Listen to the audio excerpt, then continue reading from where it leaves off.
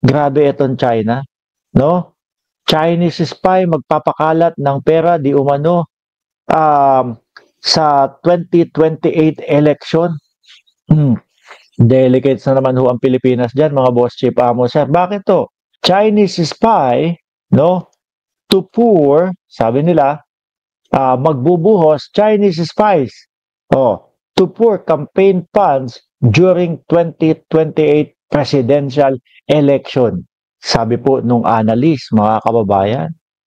Pero inyo ho. At yan din po ang nakikita ko at yan din po ang aking mga kababayan. Nakikita kong gagawin po talaga ng China.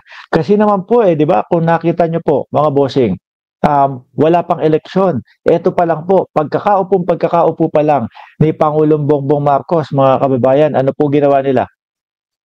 'Di ba? Sinabi ni Katrina Ponce Enrile, talagang naglalatag ng pera ang China upang merong mga taong bayaran na kapwa natin Pilipino at sila mismo ang maggiba o gumuho o ang magpabagsak sa gobyerno ng Pilipinas.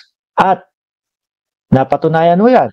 Meron pong mga tao talaga na kung ano-ano ang mga sinasabi, kung ano-ano po ang mga ibinibintang sa Pangulo, kung ano-ano po ang mga iniimbento sa Pangulo.